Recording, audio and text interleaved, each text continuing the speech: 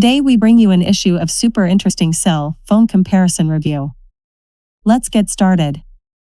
These two blue phones, which one do you like more? First of all, the Redmi 10A.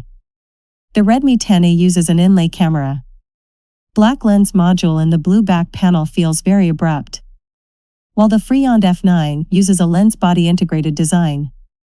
This design should only be seen on phones over $500.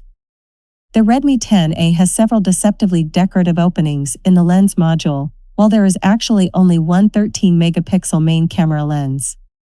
Unlike the FreeYond F9, both lens openings are real lenses.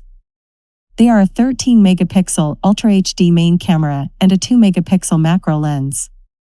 Let's look at the comparison of their front lenses. Both have a water drop screen design. The centered front lens allows us to take selfies more naturally. But the Redmi 10A's front camera pixels is only 5 million. How can it capture my beautiful face? So I went with the FreeYond F9 with front camera of 8 megapixels.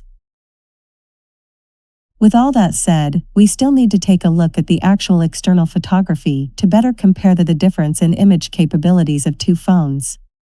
As you can see, the Redmi 10A has their usual high sharpness and heavy color, while the FreeYond F9 has more realistic color reproduction in the scene, and the 2 megapixels of the FreeYond F9's macro camera also allows us to capture the different beauty in the microscopic world.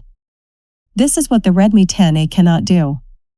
In terms of configuration of processor, battery, and memory, both are 8-core processors and both have a large 5000 mAh battery.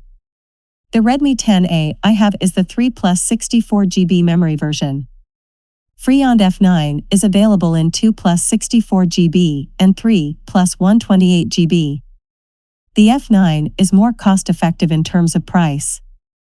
Both phones support fingerprint face dual unlock function, but in reality, they are very different.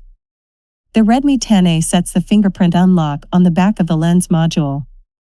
This makes fingerprint unlocking a very uncertain fumbling process. The FreeYond F9's fingerprint unlock is integrated into the power button. It makes the process natural and time-saving.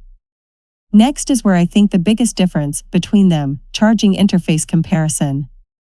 The mainstream interface now is Type-C because it is easy to charge and faster information transmission speed. So now a little higher-end phones use this interface, because micro USB interface needs to be used in both forward and reverse direction, which is very wear and tear on the jack, which has been gradually abandoned by the market.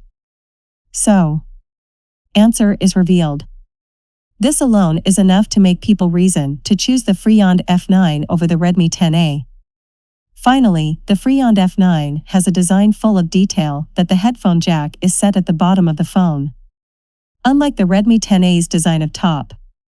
The advantage of this is that no openings at the top, avoiding the problem in rain of rainwater drifting into the hole while calling. The results of comparison are obvious. FreeYond F9 versus Redmi 10A, and the F9 has 7 major advantages. In the $100 price range, what other reason do you have not choose the FreeYond F9?